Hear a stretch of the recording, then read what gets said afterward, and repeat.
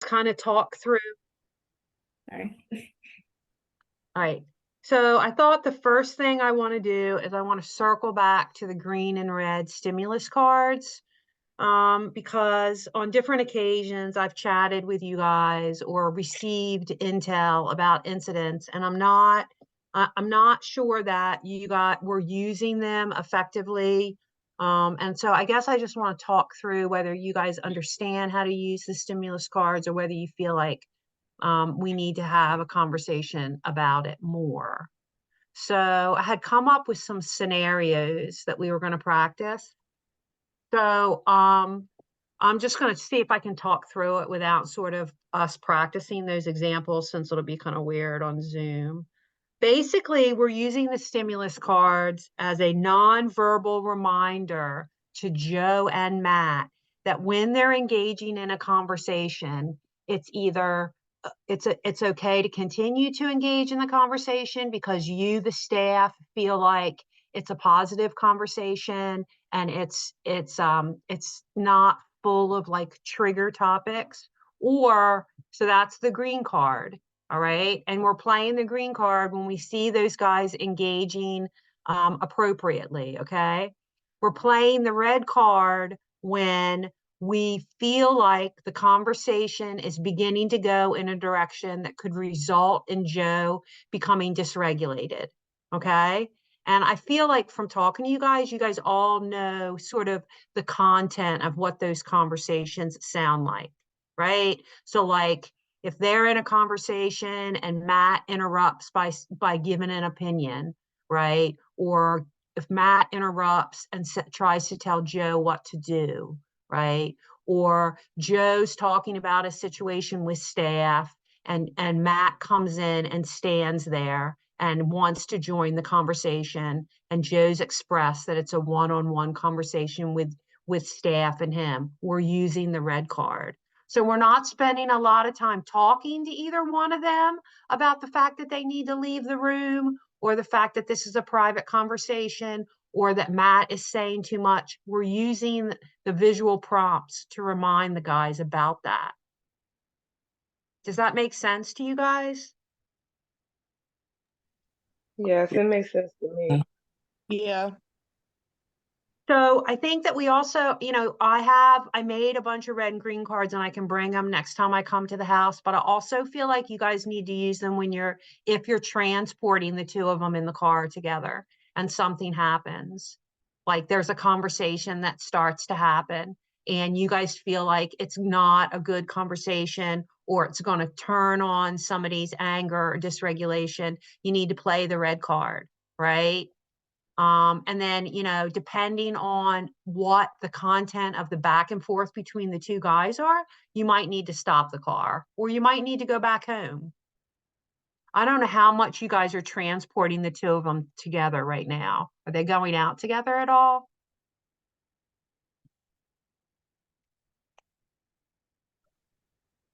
I know they go out together on Tuesdays, and that's Okay. bingo at Underdogs. Okay, so they're going to bingo on Tuesday nights. And Thursdays at the Sunshiners if um Joe chooses to go. Depending on the activity that they're having that night, he'll make a decision if he wants to go or not. Okay. But I try to have staff to ask them individually in private. So Matt's not following along. Like he doesn't need to know if Joe wants to go anywhere. So I've been prompting the staff to talk privately, not in front of them too, especially when it's doing like an activity that they both can go along. Okay. Ask Joe in private when Matt's not around. Ask Matt in private when Joe's not around. Okay. And then when they both have made their determination, and then you share it with the both of them together. Hey, Matt's going to go. Hey, Joe's going to go. Or hey, Matt's not going to go. Or hey, Joe's not going to go. Is that kind of like the theory behind that? Crazy. How you been doing it? Because I was talking to a crazy about it. Okay. Yeah, so like you said, we ask them individually, Mm-hmm. you know, and whoever if they both decide to go, yeah, then we're going together. Mm-hmm. But if say Joe wants to go, Matt doesn't want to go, I'll be like, okay, so I'm going with Joe to bingo, and try and ask Matt what is he going to be doing whilst we're gone. That is like me and him conversation, right? Okay. Mm-hmm. Before I even include Joe to that conversation, I asked Matt what is he going to be doing whilst we be going out.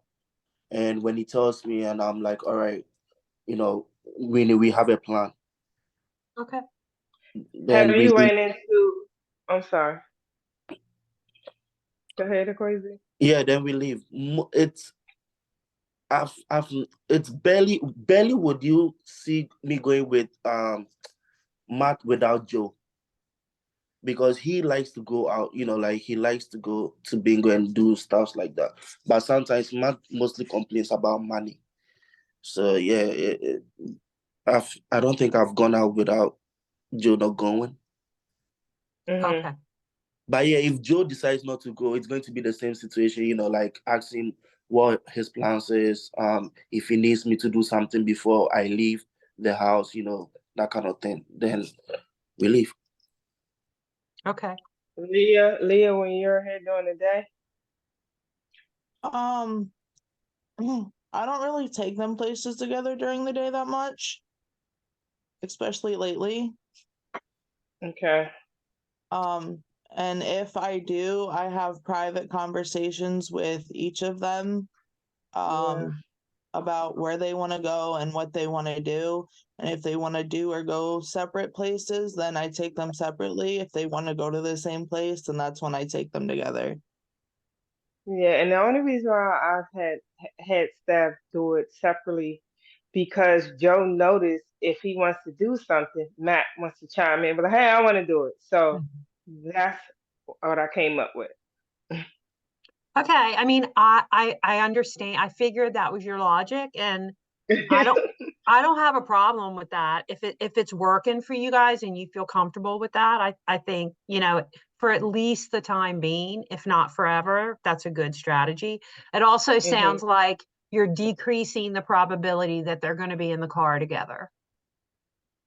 Mhm. I wasn't really thinking about that for as them being in the car together. I was more so trying to tackle because Joe when Joe was doing something, wants to do something, and Matt overhears it, then he wants to do the same thing Joe wants to do.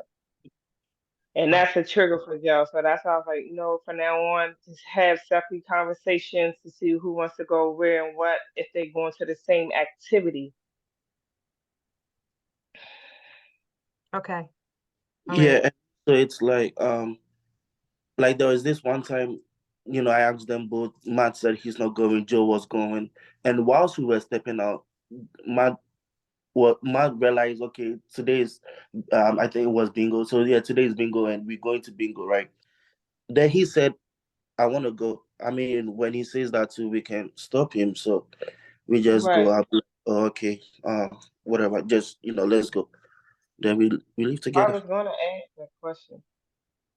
Oh yeah, we when he says he's going, whether it's last minute, before we leave the house, if he changes mind, whatever he wants to do is what we do.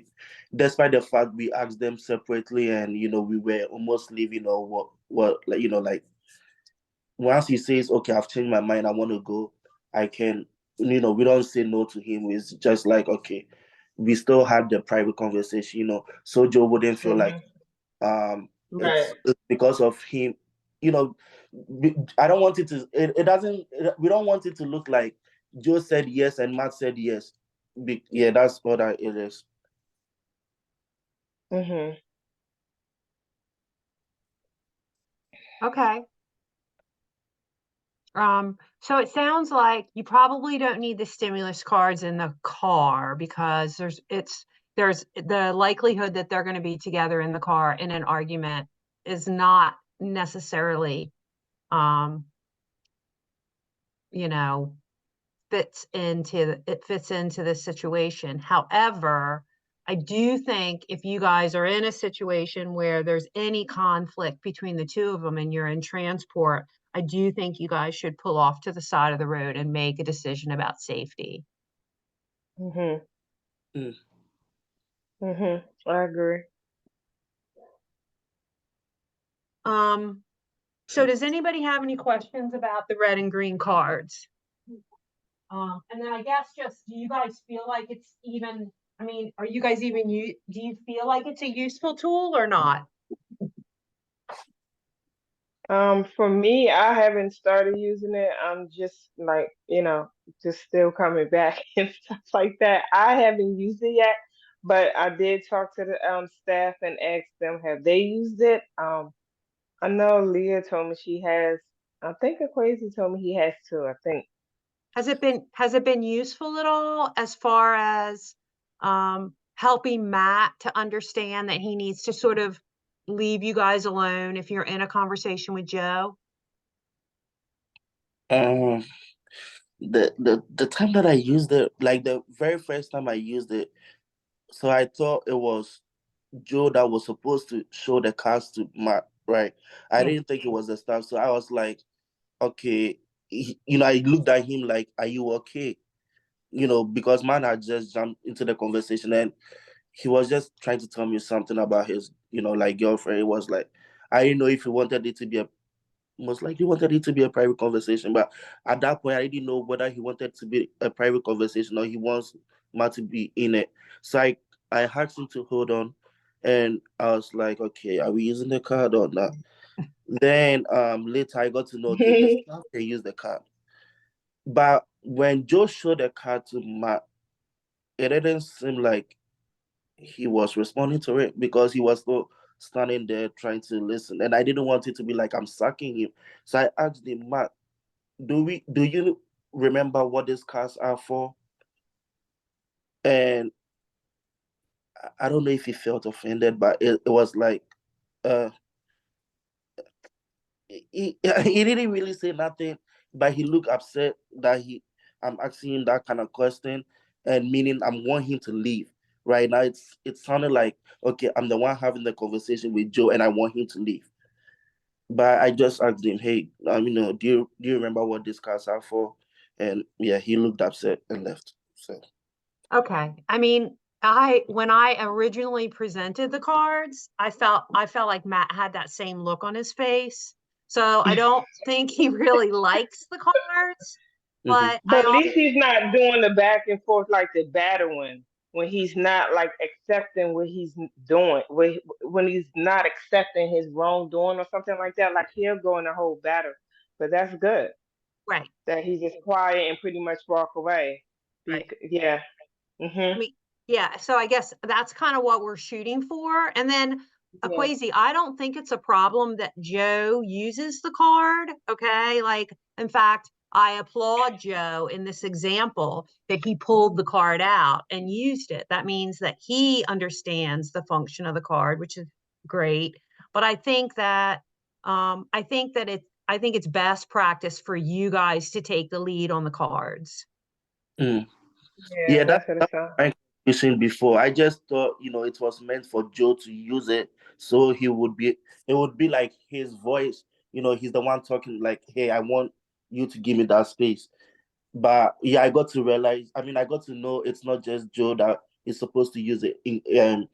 It's being used by the staff too. So yeah, that was like Okay. the first when I didn't know what was going on. But yeah, That's now I fine. know the staff has to use it. Okay, okay. And then the other cards are the blue cards, which are the chill cards.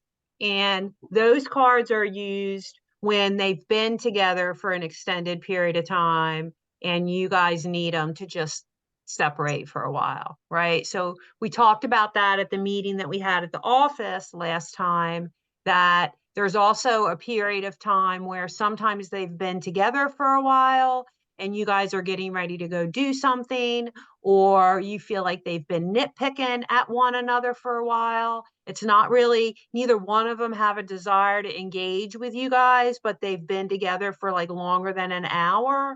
Then we use the blue card to say, hey, you guys need to take a break from one another. And that was kind of like an outcome to the initial response to the last sort of eye to eye that happened between them, where Kim decided that they just needed to be separate for a while. So that separation kind of ended. They kind of came back together, shared the house, and we needed like something in between to continue to try to help them understand when they need to take a break from one another. And so we came up with the blue card.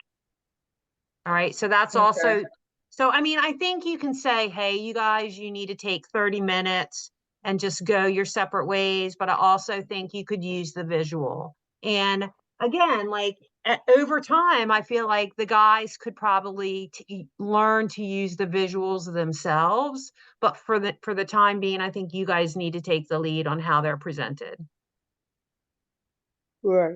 Didn't we talk about like if they're going to like bowling, maybe 30 minutes before they chill out before they go to kind of help them transition, and it not be issues. There not be issues with the bowling alley. Not that there have. Yeah. At that time, there was more of a probability that they were going to be in the van together, right? And so we definitely felt like they needed time apart before they came together in the van. But I agree with you, Morgan. In general, I think just if they have been together and either one of them are going out in the community, why not just suggest that they have some downtime before you guys leave the house? Okay. Okay. So I added something. Any other conversation that you guys want to have about the cue cards? No. Not Okay. yet. All right. I wanted to find out. Oh, I need to share my screen. Oh, maybe I can't share my screen. Maybe, can you let me Yeah. share? Okay.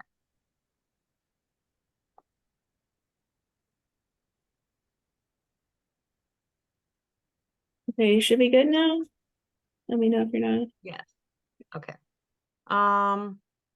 So I wanted to ask you guys about this data tracking. Do you guys have it at the house, and are you guys using it? And if you're not, it's okay. But do you guys have a tool that you're using for data tracking? No. I I was saying, haven't seen it. No. Okay. This is contract individual reported data sheet. Did All you right, send that to Christy? Yes. Okay. Can I get a Yeah. copy of it? I don't think I have. Yeah. Do Thanks. you want to use it, or do you guys have your own tracking tool in place already? I personally think that this one is going to be a lot better Okay. than what we have. We have like the basic ABC where you have to write down all the behaviors and stuff. So I think this would be good. Okay. All right. So And basically, how this do you is want this done? Oh, go ahead, Ms. Nancy. basically this has got the two behaviors at the top: perseveration, outburst, and the check mark means no concerns. Mm-hmm. So basically it's it's an interval chart, and so you only have to write down the behavior when it occurs within the hour period on the left hand side. So you really only need to chart every hour, if at all. Okay. Mm-hmm. So O is for outburst, which is, which includes aggression, and perseveration is the repetitive statements of perception that Joe does. Mm-hmm. And so you just write PER if he's perseverating, and you would put an O if there's an aggressive incident. That's it. Go ahead, Makia. No, you already explained it. Okay. All right. So I'll send that to Morgan. And if you guys would start using that, that would be great. Okay. The next thing I want to show you guys. For the beginning of the month. Just let it begin. Yes, the beginning of the month tomorrow. The next thing I wanted to share with you guys is that I did a tiny update to the BSP, and this was kind of linked up to a conversation that I had with CIT. Because I was going to do a BSP training last Friday, but before that training occurs is when there was a situation with Joe, and so they put the BSP training on hold. And so I added this psychosis section to the trauma informed care section of Joe's plan, and it's just some basic information about signs of psychosis. Okay. Because we know Joe's been going through some med changes, and I've also observed some conversations with him and some behaviors that makes me think that there could be times where he could be a little bit on the moving more towards psychosis. So I just wanted to read those to you out loud, for you guys to be paying attention to this stuff. Again, I don't know if you're tracking this. I'm not currently tracking it for behavior support. It's just like an FYI for you guys. So Okay. signs of psychosis is belief that ordinary events have special or personal meaning, suspiciousness or extreme uneasiness with others, hearing, seeing, feeling, tasting, or smelling things that others do not, strong inappropriate emotions or no emotions at all, a change in mood, so from depression to anxiety or anxiety to depression, withdrawal from friends, family, or staff, sudden decline in self-care. And then I put substance abuse is on there. He doesn't abuse substances, but I know that he vapes. And I don't know if you guys see any cyclical use of the vape pen with him. Like sometimes he uses it a lot, other times he doesn't use it at all. So I just added that at the end. So that's in the support plan. If you guys just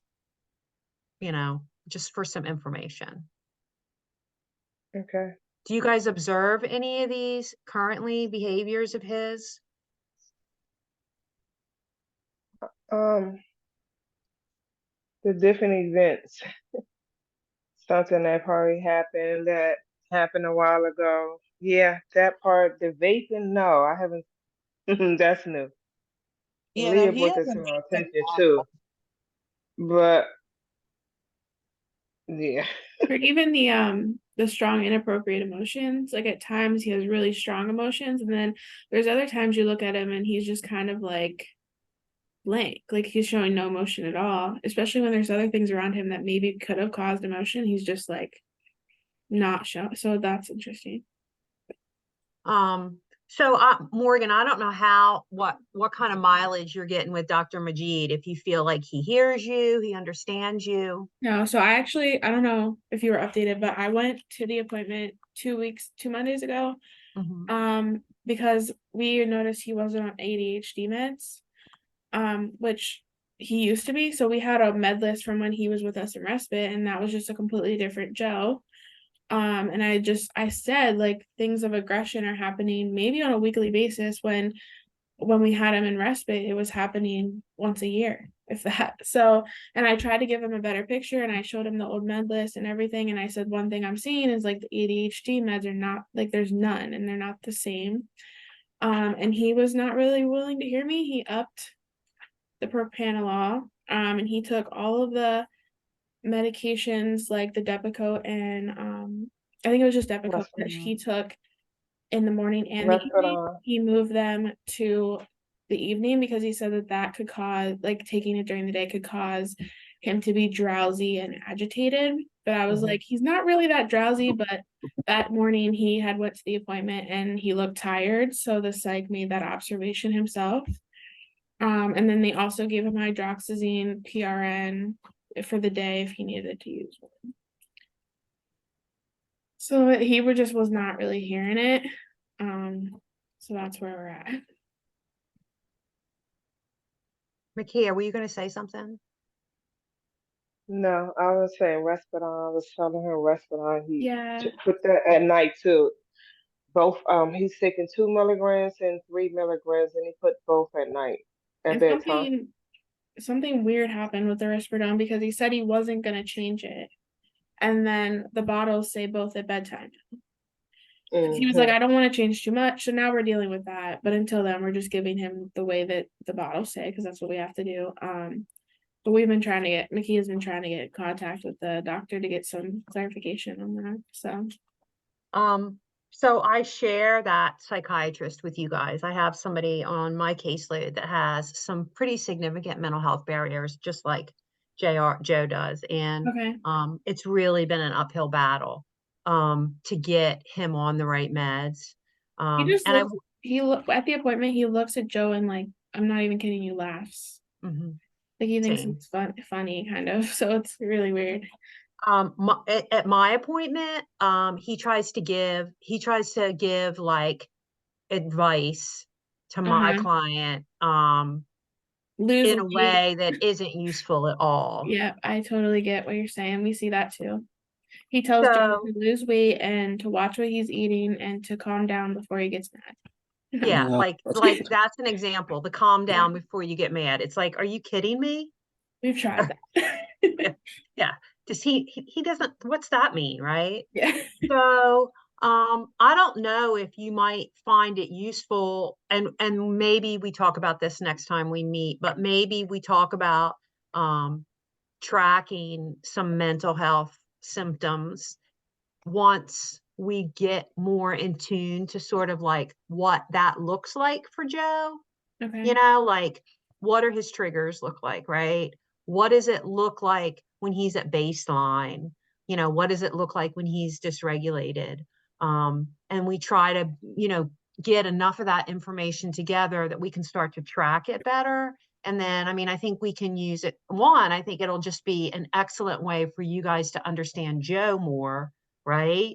And when he needs more support or less support. But Right. also we can submit that to the psychiatrist and say, listen, this is what we're seeing. This is the problem. Because after, 5 months of going in and having sort of the same conversation over and over again, I finally got Dr. Majid to sort of hear what I was saying. My guy's not med compliant, so we had to shift to an injectable to Okay. ensure that he was like getting his antipsychotic meds. Um, but nonetheless, that was a difficult process. So I just want to be able to support you guys in that on that front if you need it. Okay. And we've talked about trying to get a new psych, but that's a whole process in itself. So it'll be either way, it'll be a process. So yeah, any help Okay. would be nice. Okay. Yeah. So we can work together on trying to do that in the next couple months if you want to. Cool. And I wanted to share this with you. This was something that Christy and I kind of talked about when I first joined the team. And I don't know how you guys feel about it, but it's like a training document. And so basically what it is like if I come to the house, and Makia's not there, and it's just like myself and Akwasi or myself and Leah, and I have a new strategy or intervention that I've trialed with Joe, and Leah's been there, she's observed it, she sees it, we talk about it, and we decide that we want to present it to the team. And of course, Morgan, I would be talking to you too. Right. But this is like a document that I would as like a leave behind with the tools. So like if I come to the house, I do a training with whatever staff's there. I do it with Joe and I leave the tools behind. I also would leave this training document behind. And basically it's got the title at the top, it's got the date, and it's got what sort of the intervention is or the tool that we trialed. And then down here is like where you guys would sign off after you sort of review it and you trial it with Joe. Is this something that would be useful for you guys? I'm open to it. Just because I think consistency with them is really important. So maybe this might help for everybody. Makia, what do you think? I think that if you would like to present something new, we should all be informed together. Okay. Okay, so because I know it was when you were out, Makia, and then sometimes Yes. Christy wasn't there and I was at the house and I would be Mhm. trying to, you know, move things forward. Mhm. I used this and I didn't know whether it was reviewed or whether you guys had any feedback on it.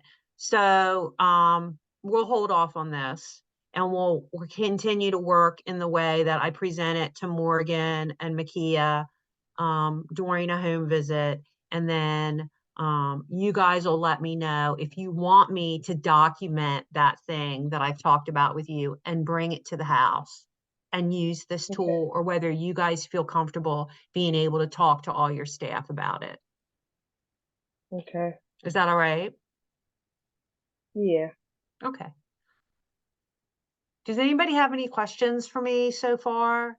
I have one more thing I want to present to you guys, and then if you guys want to like just talk through any issues that you're having, or if you have any questions, I wanted to leave time at the end to do that. Okay. So I don't know if you guys work with anybody else from Cornerstone on any cases, but one of the things that we've been doing is we've been like doing a lot of stuff with Jotform. I know you guys do Jotform too. We've been doing Jotform data tracking stuff for our clients. That's one of the areas that we wanted to use the app in. And so I created a Jotform data tracking for Joe. And so this is the QR code for it. So would it be possible for you guys to take your phones right now and kind of click on the QR code so we could all look at this form that I created? I'm using my phone. Okay. Yeah, I'm I using my have phone. my phone too. I'm Okay. using mine too. I can share the link in our chat if that would be easier. Okay. Yeah, that'd be great. There, it's sent.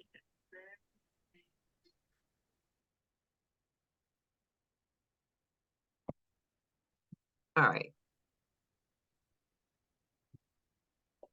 So let me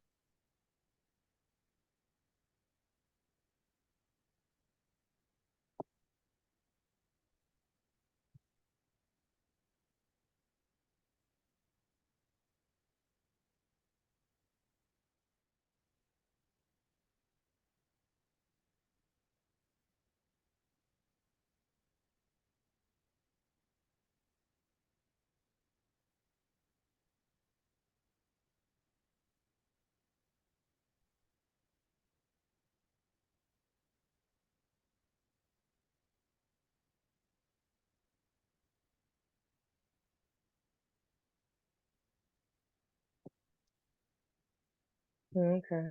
I just reviewed the form. Did you guys see the form? Yeah, I did. What are your thoughts? I like it. This is something we will use if an incident occur, right? Yeah, exactly. Okay. So here, I put it Yeah. up on the screen. So basically all you need to do is I have a big laminated QR code that I'll bring when I come to visit Joe next week. So you guys can hang it anywhere. So it's your name. You just click your name in. You select how long did the perseveration last. I have 5 minutes to 30 minutes, 30 to 60, 60, 1 hour or more. Okay. Did physical aggression occur? Yes or no? Did he use any of the coping skills that we've talked about?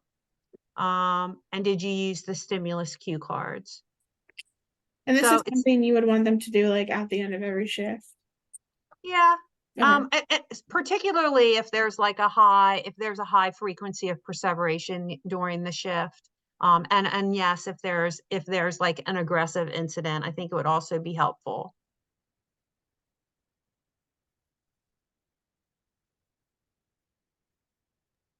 Okay. This will just kind of help me understand if two things I'm looking for, I'm looking at really closely is whether the stimulus cue cards are being used and if they're functional for Joe or in the team, or do we need to look at something different? I'm also wondering how often he's using his coping skills.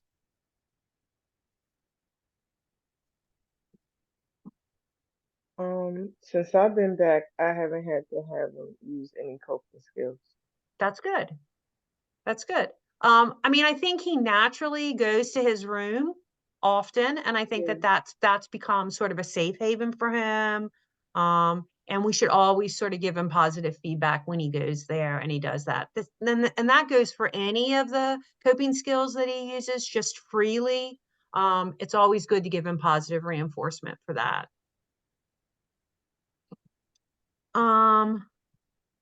One of the things that Christy had asked me to make for him, and I don't know if it's gotten lost in the shuffle, but I did have it printed out to share with you guys today. And that is,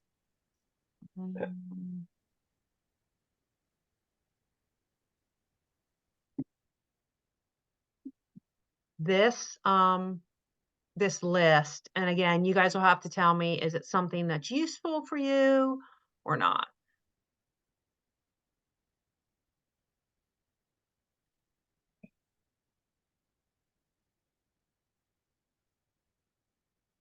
So one of the things that was happening, I guess, when she was at the house a lot was he was losing things. He loses things and then it becomes kind of it's like a combo perseveration, but then like a little bit of a dysregulation thing that happens, right?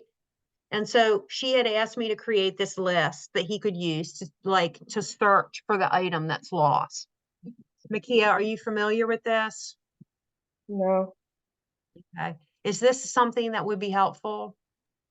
I know we have it on the fridge, or at least it was there last time I was there. No, it is Yeah, on the. it's still on the fridge. Is it helpful or has he not lost anything for a while? Yeah, I don't know. I think as soon as he saw this thing, he stopped losing things for some reason. Hey, Well, maybe the right now meds are working. he Huh? can't find his charger. Oh, Mm-hmm. His What did you say? iPad charger. Okay. Sometimes with me, it's Oh, phone or his wallet. So like I go through the steps in my head and I go, all right, well, let's look in your room. Let's look in your bathroom. Let's look in the garage. Let's look, So So I think you could pair with him on this list, Leah, to try to move him towards independence for looking for things. I think that's really I think that was sort of the reason why Christy wanted me to make this list is so if you guys are engaged with the housemate or you guys are, doing paperwork or you're busy, that you can say, hey, remember your list. Why don't you use it to see if you can find your stuff? So if you've done it with him a couple of times, Leah, and he's been successful, I think you could say, hey, Joe, why don't you try to do this on your own and check back with me? okay. It sounds like from what Morgan says about his cleaning experience, that this is familiar to him. This process of using a checklist is familiar to him. And it's also a really good practice for somebody that has attention problems anyway. So it's a good coping strategy.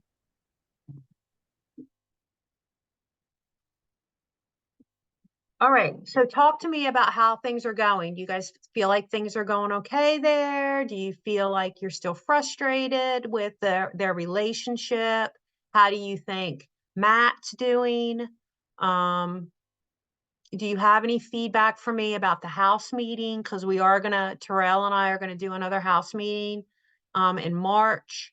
Do you guys want to talk to me about ideas or topics that you'd like us to address during that meeting?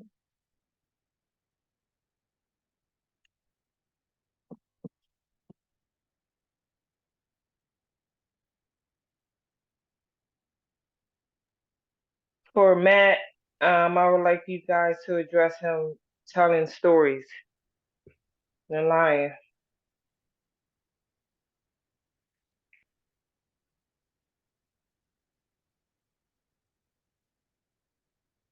Okay, how are you guys handling him stating untruths?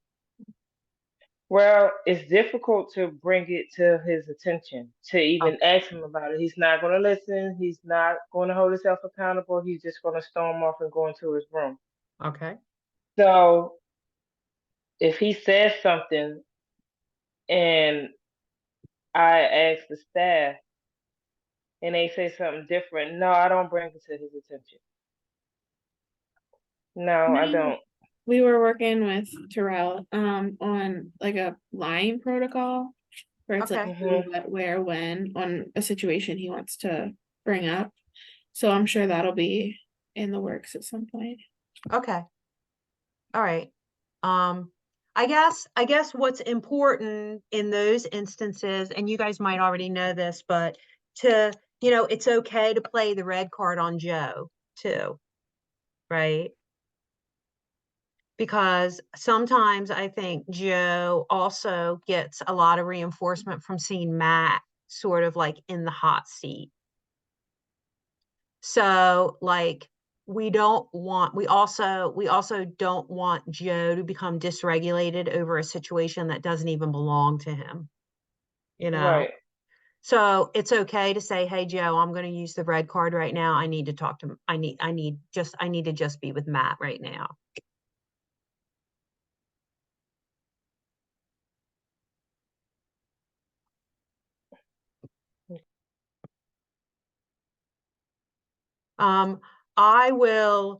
I am hopeful that we will talk about that particular protocol during the House meeting. I'm also going to talk about the red and green cards again during the House meeting, just to remind Matt and Joe that we're going to actively pursue those cue cards to sort of help them understand when they need to sort of like walk away or get out of a situation that doesn't belong to them. Okay.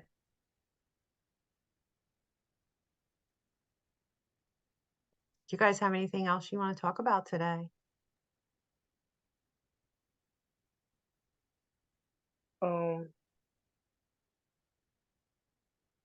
No, that was it. Like far as for Matt with the line, that like that needs to be nipped in the bud as soon as possible.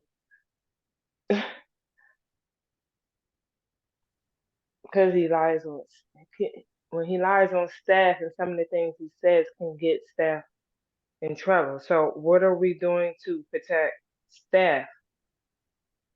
We have to protect staff because we know he tells stories. Yep.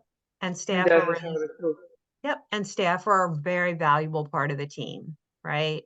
You guys the last thing you want is to lose staff on false allegations. Yeah.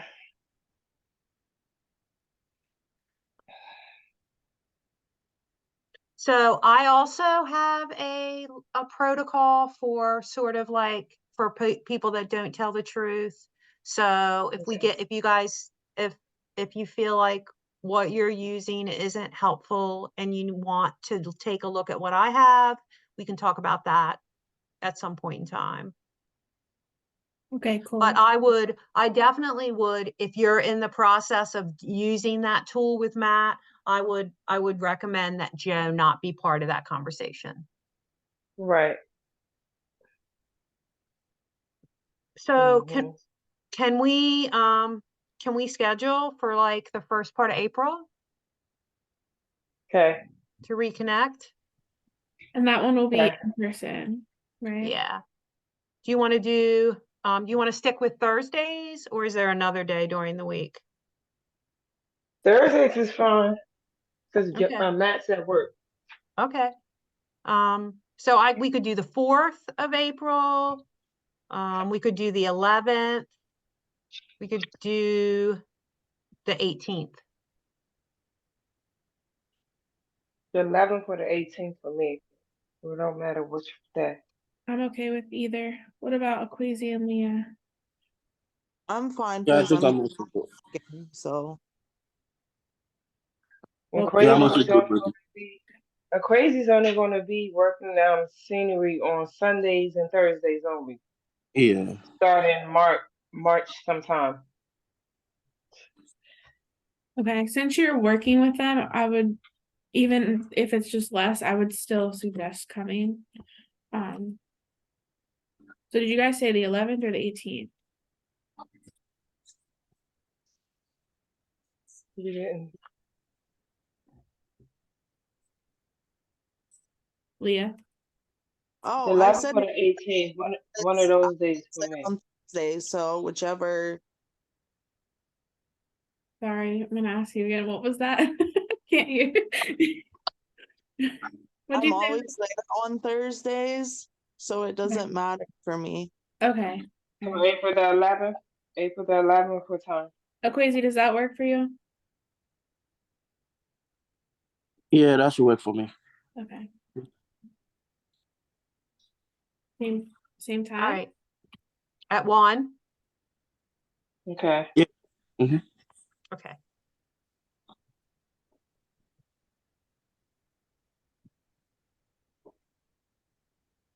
All right.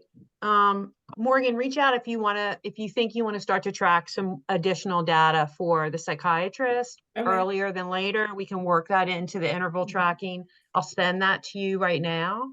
I think I'm all for it because he has an appointment in like a month or so. So that would give us some good data to His next appointment is March 21st at 10:45. right. So I mean unless we want to start after, but I thought maybe having almost a month's worth would. So Morgan, if you want to do this, when I send you the interval tracking, and I'll send you an updated copy of the BSP, you can take a look at those, at the signs of psychosis and see if any of those things fit Joe. So I heard Makia say at least one of those things fit. And then if you want to code that and add it to the top of the interval tracking and just have the team start to use that code when they see that symptom. Okay.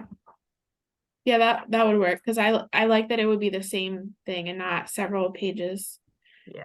So Leah and Okay. Maisie, if you guys see that, and Makia, if you guys see that, that's where it's coming from. Okay. Just wanted to mention really quick that since Joe has been social distancing and his meds has changed, his behavior has been good. Interesting. And it's hard to tell if it's Very, the very meds. interesting. Yeah. He's Yeah. not around Matt. That's Right. one thing. He's not around Matt. We got that part. But he has changed. His med has changed, and he's been doing social distancing.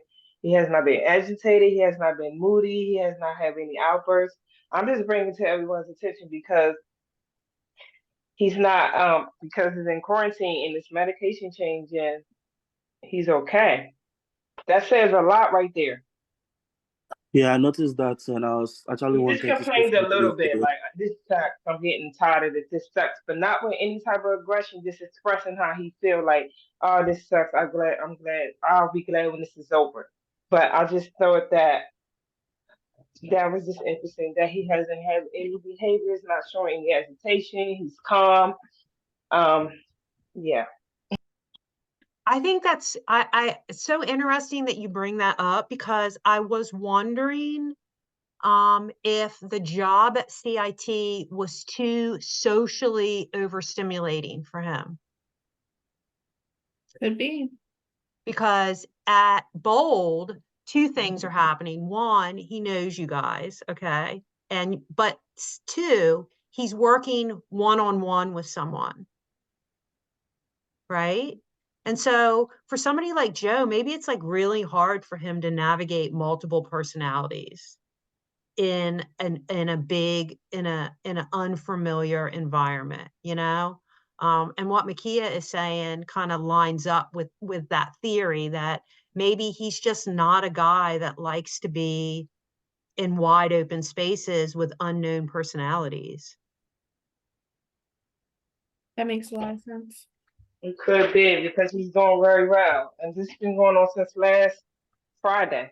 Well, I love to hear that because we all know that he has tons of potential, and that he just has barriers in from his life and the way his brain works. So that's great news. And I think that's Mm-hmm. why the chill time could be potentially really helpful too throughout the day.